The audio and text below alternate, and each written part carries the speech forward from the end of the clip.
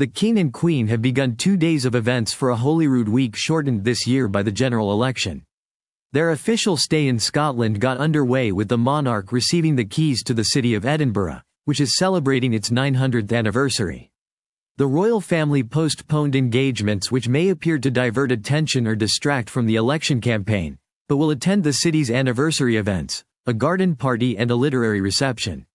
The King also presided over an investiture ceremony at the palace. Recipients include best-selling author Sir Alexander McCall Smith, creator of the #1 latest detective agency series and the 44 Scotland Street novels, who will receive a knighthood for services to literature, academia and charity. The Queen held a reception to celebrate Scottish literacy, including bookshop owners, writers and literary organizations. The King, who arrived by helicopter with the Queen, started his official engagements by inspecting a guard of honor in the Palace of Holyrood House Gardens. Before the ceremony, the palace garden was transformed into a parade ground, where the King met senior military and uniformed figures, including Police Scotland Chief Constable Joe Farrell. He then received a royal salute before inspecting a guard of honor of soldiers from Balaclava Company, 5 Scots. The ceremony of the keys was held in the garden of the Palace of Holyrood House, the King's official residence in Edinburgh. He was welcomed by Lord Provost Robert Aldridge, who presented the keys on a red velvet cushion for the King to symbolically touch. The Duke and Duchess of Edinburgh will later join the King and Queen to host guests at a garden party. On Wednesday, the royal couple will be joined by Prince William, whose Scottish title is the Duke of Rothesay, at St. Giles Cathedral, where Camilla and Edward will be appointed to the Order of the Thistle. Scotland's highest royal honour can only be bestowed by the King himself. It currently recognises 16 knights as well as men and women who have held public office or who have given a particular contribution to national life. The King and Queen will round off the trip with a celebration at Edinburgh Castle to mark the city's 900th anniversary. More than 50 people received honours from the King at the investiture. Sir Alexander McCall Smith said his knighthood for services to literature, academia and charity was a wonderful thing. The Emeritus Professor of Medical Law at the University of Edinburgh and creator of the #1 latest detective agency series, which is set in Botswana, has written and contributed to more than 100 books including short story collections, children's books and specialist academic titles. He also conceived the idea of the Great Tapestry of Scotland, now housed in Galashiels.